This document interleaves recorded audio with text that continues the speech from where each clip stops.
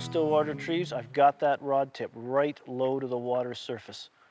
You've got to stay in direct contact with your flies at all times.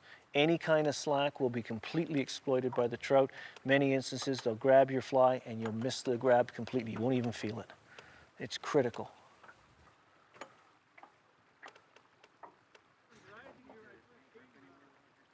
There are two basic retrieves that are used for this technique. The first is a strip retrieve. The speed can be varied to give the fly differing actions. This is particularly effective when fishing leech patterns. The second is the slow weave retrieve that is used when fishing patterns such as scuds or chironomids. This retrieve is meant to be done dead slow. The imitated insects are not fast moving, so your retrieve must accurately reflect how they move. Though your retrieve is slow, the strikes are often arm-jarring. Okay, well, we got another fish on the chironomid here, and this is taking line. This feels like a better fish, so I want to stay tight to the fish. When the fish is running, he gets the high rod position. If the fish isn't taking line, he gets the low rod position. I can exert much more pressure on the fish and defeat him quickly and get him to the net so he can be released with with a lot more energy. We don't want to play the fish out. The lactic acid buildup is too much and the fish often doesn't recover. So I also want to try and get all of this fly line up if I can.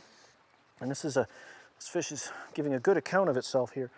So I've got my pinky looped here to help guide the line onto the reel with tension whenever I can. But again, I'm focusing on the fish. If there's an opportunity to gather line, perhaps while the fish is running, I will. But again, I strip in because he's coming towards me. And this is what often happens is you get focused on bringing the fish in, or getting that line on the reel rather, and you forget about the fish, and it exploits any slack you give him. You know, when you're using barbless hooks, we've got to keep the pressure on, keep that hook in the jaw until we bring him in. He's just bulldogging around. He's kind of running me around the boat here. He's doing laps. So we'll just bring him up, and again, I'm going to give him side pressure whenever I can, keep him off balance. Again, you can see this is a moderate action rod that really absorbs the runs of the fish, and its soft, forgiving tip allows me a degree of generosity on the hook set so I don't accidentally snap fly off on the take, especially when you're chironomid fishing because it's such a soft take. Oh, this is a rainbow. This is a rainbow. A little different. So we've got both kinds of fish here today in West Goose. A couple of browns and now a rainbow. Whoa!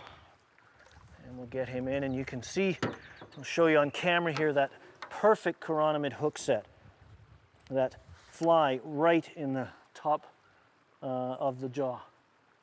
And that's